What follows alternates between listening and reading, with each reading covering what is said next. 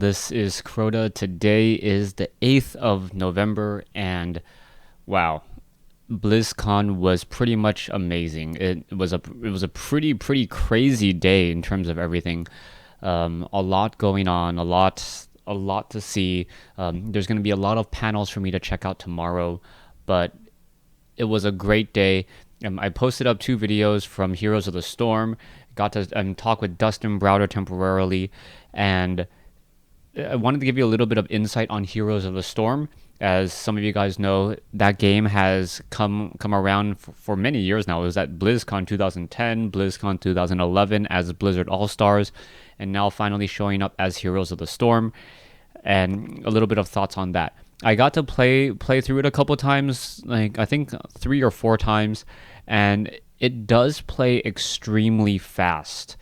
First of all, you get up to about level 20 within 20 minutes, so you do level very quickly. Secondly, there is no item shop in the game. Now, what does that mean? It means there is not gold in the game. There is some major differences in Heroes of the Storm rather than Dota or LoL. And it seems so counterintuitive, but it really works out extremely well here in Heroes of the Storm. The game is more objective based. There's much more team play. There's none of this solo hero carry to carry everyone on your back and try to win the game. I know Dota can be like that sometimes. League of Legends can be like that at times, but it is much more team game. Heroes of the Storm, excuse me, is definitely a team game. I'd say don't judge it until you've tried it. It takes some getting used to. Another thing, when you first get your character, I'm just going to try to unload as much as I can. When you first get your character, you have 3 skills and a passive skill already off the bat. Now, as you get stronger and you level up, either your base stats increase or you get almost an in-game talent tree. It's very unique in that, like I'm not quite sure at what level iterations, maybe every 2 or every 3 levels, you get to actually spec your character, and it increases or adds different abilities to your character. Your passive damage could go up, your ability power percentage, how strong all of your spells can go up, your attack speed can go up. The way that they do things isn't like, oh, I have this skill at level 1, let me get it to level 2, let me get it to level 3. It is not like that at all.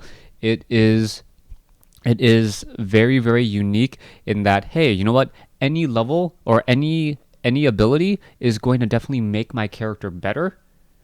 But at the same time, those who want depth in terms of gameplay are going to be very much rewarded in balancing their tech trees balancing their tech trees with the composition of the team.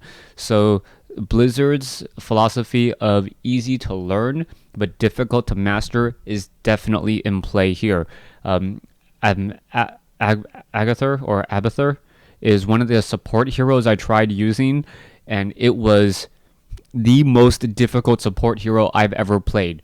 Abathur can actually latch himself into another hero, and you get additional spells as while you're attached to that hero. So you can be doing things as part of that hero, but at the same time, your body is still sitting somewhere on the map.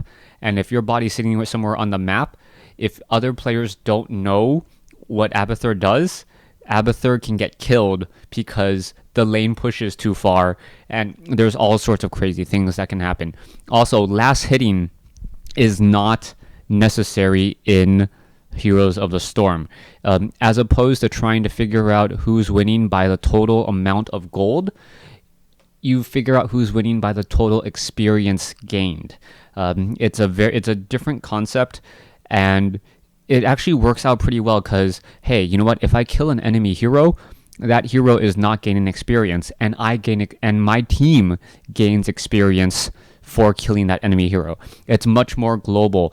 Also, if you want to try and help someone else in another lane, it's not like, hey, all of a sudden I'm going to sacrifice a whole bunch of gold in my lane to try to help someone else. No, as long as someone's getting experience in that lane, you can travel to another lane and go ahead and support and do your thing.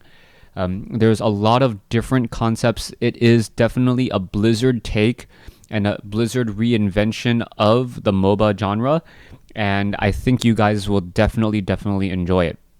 What else is there? Actually, I should probably bring up Twitch as well, just in case people are want to ask me questions. I can go ahead and address those questions as well. I also got to talk with Ben Brode, one of the main designers or lead designers on Hearthstone, and I got to talk with him yesterday. And it was a very good talk. He had basically said, you know what, there's a lot of things that we're trying to do with Hearthstone. Ask me more questions tomorrow, is basically what he said. It was just like, I know you have a lot of questions now. Ask me more questions tomorrow after you see the presentation. And they are not against changing current balance. Some of the things that they announced in terms of balanced is the Starving Buzzard is now going to be a 2-1 drop instead of a 2-2 drop, making it much more vulnerable. I can't even speak straight. Vulnerable to, say, Fire Blast, Cone of Cold, Mad Bomber, things of that nature, to try to remove it off the board. It's no longer, hey, first turn, Hunter coins out a Starving Buzzard. You're like, okay, I don't have anything to really get rid of it. Second turn, he's going to play like charge boar, and all of a sudden still run it through. Of course, they can't be against balance. It is still in beta. Yeah, it's definitely still in beta, but I even talked to Ben about Hearthstone. He said, if we find problems in the game later on down the road, and we find cards that are restricting card development. I had brought up Starving Buzzard, Gadgets on Auctioneer, and Cult Master in particular as possible engine cards that are difficult to deal with. Say you cannot create, this would be a really good spell if it wasn't 0 cost, and now they have to rebalance everything. I had mentioned that. He's like, you know what? The benefit of the digital space is that if we need to tweak the cards, we can. It's not the best option because, as like I even mentioned, like, yeah, people don't want you tweaking their cards once they've had their play. It's like, hey, why are you messing with my personal collection? With that said, Mind Control is now going to be a 10 cost spell, which is definitely something that I think needed to be done. It was such a high swing whenever you cast it on anything with a 5 or 6 cost or higher. It was essentially a 12 mana swing all of a sudden, or potentially higher if you Mind Control a Deathwing or something of that nature. Mind Control a Ysera. I got into a Mind Control war with a Ysera where I played a Ysera, my opponent played a Mind Control, I played a Mind Control, he played a Mind Control. I'm like, okay, you win. And just going back and forth.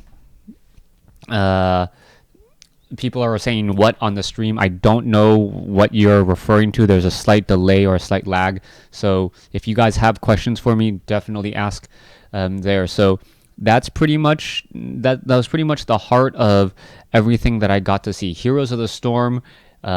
Definitely check it out. It's a lot of fun. I'm hoping to get into that soon. I need to go ahead and sign up for that, and hopefully I'll be able to do some coverage on Heroes of the Storm for you guys. What else was there? Hearthstone. Elite Tauren Chieftain. If you guys didn't get to see the animation on Elite Tauren Chieftain, that is the bonus card, the virtual gift for Hearthstone. It is a golden legendary Elite Tauren Chieftain. It's, I believe, a 6-drop 5/5, and its battle cry is give you and your opponent a power chord, a random power chord card.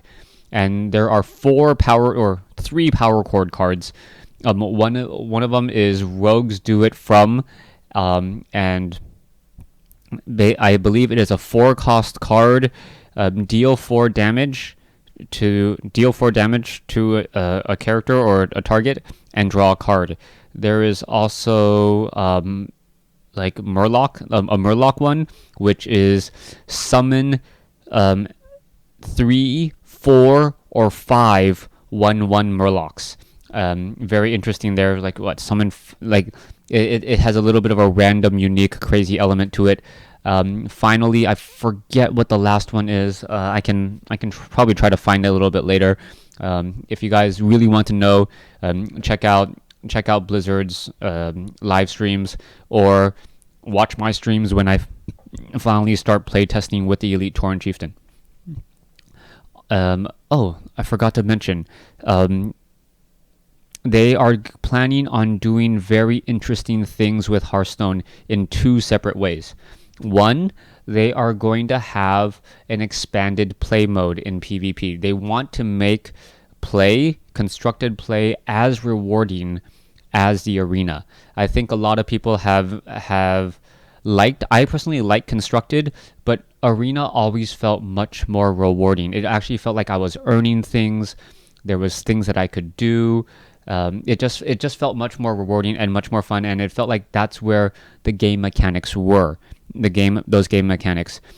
They're gonna bring over a ladder system for play, where you start off at level 1 and go up to level 25. Now, it is possible to fall down levels as well. Every time you win a game, you go up a level. Or you get a star and you can go up a level. If you lose a game, you lose a star. It takes 5 stars to get to the next level.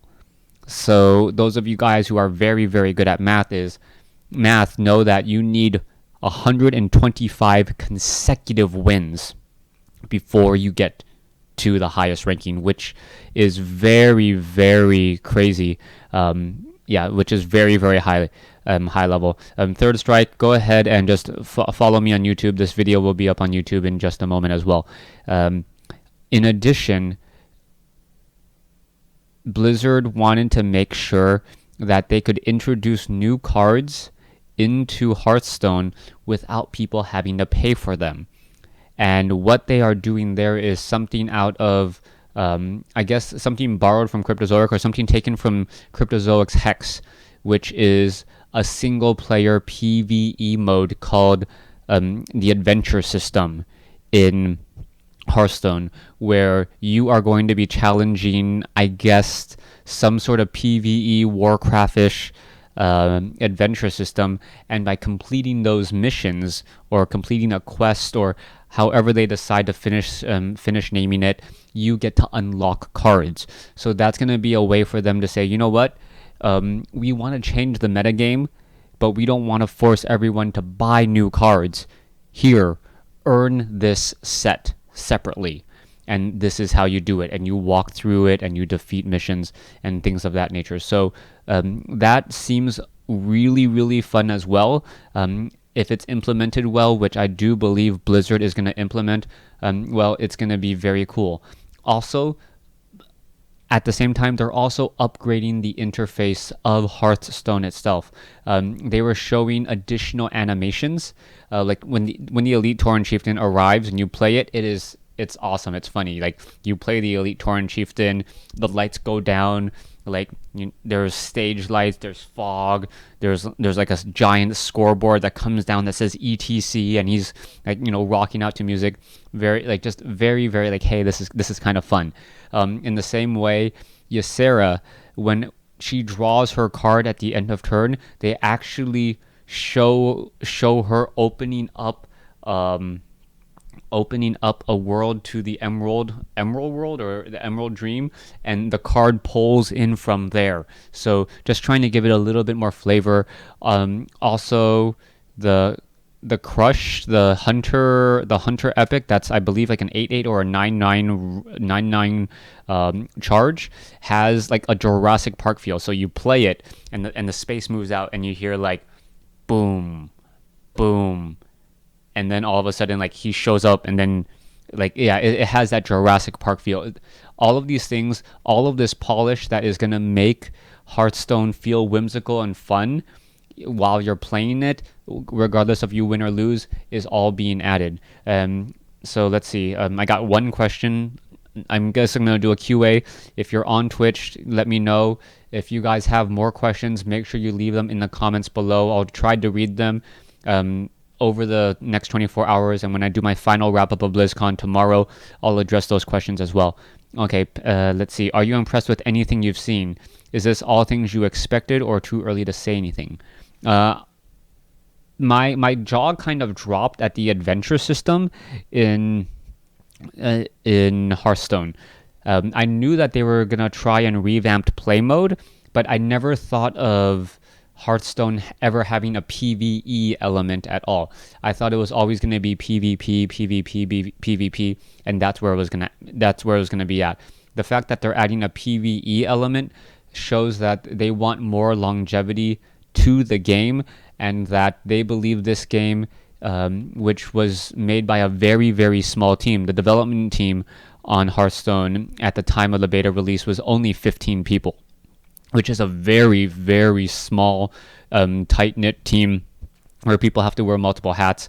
In retrospect, like Diablo 3 was 70 people, World of Warcraft was 60 people, and that doesn't even include QA. That is just the development team. So very, very small team with a very focused mindset. Probably should be a good study for Mythical Man Month. If you guys know what book I'm talking about. Adding more people to a project doesn't necessarily make it faster. It sometimes makes things slower and waters down the content. And I think that's what they noticed here in Hearthstone. They have a very good, very simple game, and that's extremely polished, and the art team's just doing really, really crazy things. It looks like there's no more questions on Twitch, so that's going to wrap it up. Thanks for watching. Thanks for listening. If you guys have questions, feel free to leave comments on YouTube. I will make sure to get to them in the next, I guess, video blog coming from BlizzCon 2013. Hope to see you on BattleNet.